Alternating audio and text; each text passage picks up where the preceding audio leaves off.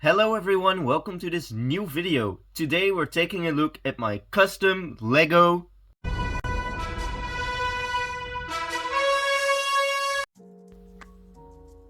So yeah, we're gonna take a look at Invincible. Very cool, I really like how he came out. He looks awesome. Of course, just like my other builds, he's styled after the Lego buildable action figures, just like Lego Sukuna that I'm building. And let's first start off with like a size comparison, so that you can actually see him with someone else. Let's just get him in like a neutral pose, kind of like this. Maybe a bit back. Yeah, that's better. Let me just take the camera a bit back. Yeah, that's nice. And then we have Spider-Man over here. And you can see that they scale pretty much perfectly. Invincible's a bit larger because of his hair, but yeah, they're about the exact same size. I actually used the Miles Morales Spider-Man figure as a base, and I just built off of that. So that was a very easy way for me to get the feel of the figure. Of course, we have Mark Grayson in his classic suit with the yellow. If you watch the show on Amazon Prime, you of course know that he also has his blue suit. But personally, the yellow is way more iconic. And I didn't have a lot of the right color blue. As you can see, this is like a dark azure color of blue. That's also why the feet still have a little bit of black. I kind of like it because it's some nice detail. And of course the joints down here are black, because those just are never gonna be recolored in dark azure, I'm pretty sure. But yeah, I still think it looks great. And the yellow really pops against the black, so in my opinion it came out actually fantastic. It came out way better than I anticipated. I'm like very happy with this. Take a look at the back. I tried to do some greebling, just something. The Invisible suit is very basic, like really basic in its color scheme, and how it looks. It does not have a lot of lines. It's not MCU-ified. I did try to get the nice shaping in here. Of course, he has that blue going on with the yellow in the middle. And there is some greebling, but not a lot. I tried to keep it as clean as possible. Of course, you have the shoulder pads, nice and blue. You have the face with the mask. I used white for the goggles, of course, that he often breaks in the show. We have his ears over here. His hair. I tried to make it look a little bit different by keeping two studs open, just for something different, because otherwise it would have looked a little bit weird in my opinion, like a roof, but of course it's supposed to be natural hair. Yeah, we can take a look at the arms, the black over here, going into the white, and of course the fingerless gloves that he has. Looks amazing, looks awesome. Definitely glazing myself a little bit here, because well, in my opinion I did a great job. Leave a comment telling me how great of a job I did, or if I did terribly. You know, you can also say that. Of course, he has a nose, he has a mouth that you can open, and it kind of looks like a puppet. But, well, I tried multiple different options for his mouth, and this is just the best looking one. And of course, in my opinion, it looks like way more expressive, because let me just try to get him in like a pose. Like, how does this look? Like, that looks pretty cool in my opinion.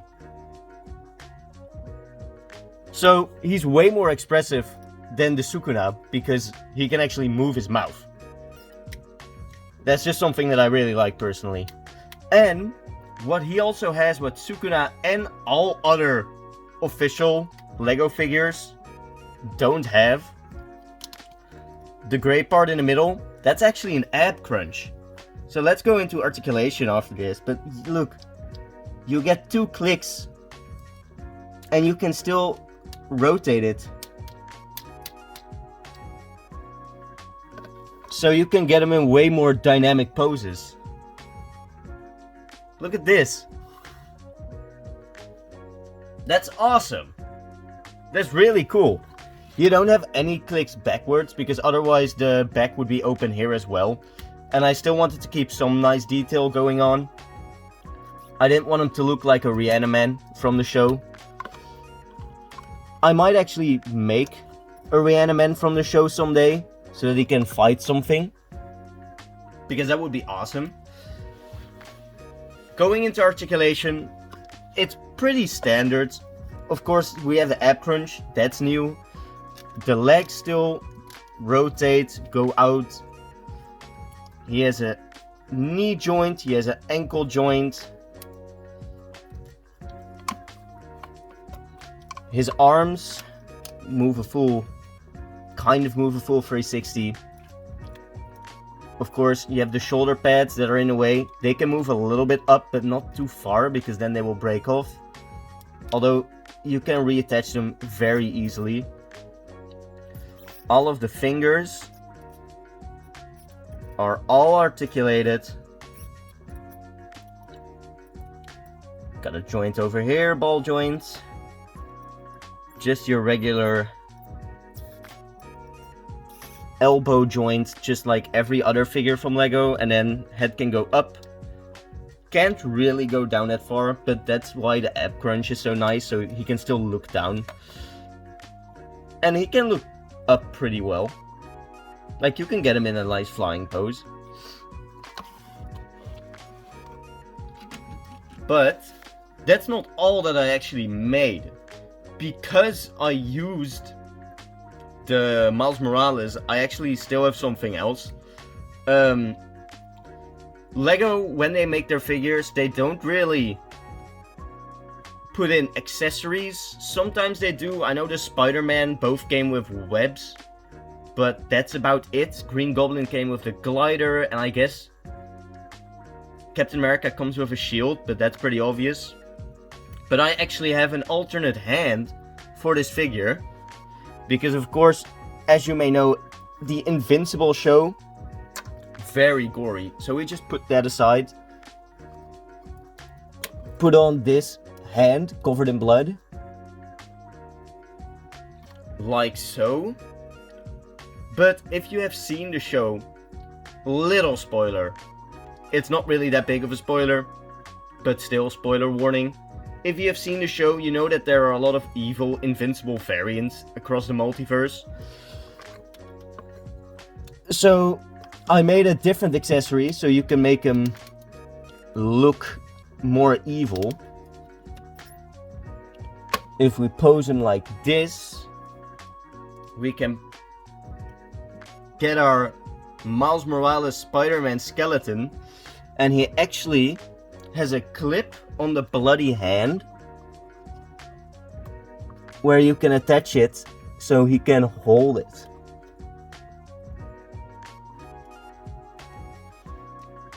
So he can be holding the skeleton up like he just flew it through some buildings. And this is just what's left of Miles.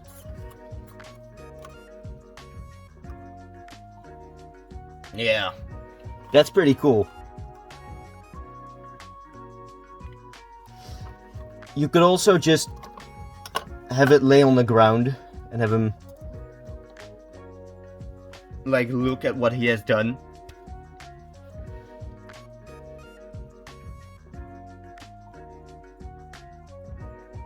Yeah, that's awesome.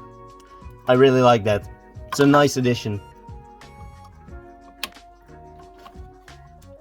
I might also make a different hand so that you can have both hands just bloodied up.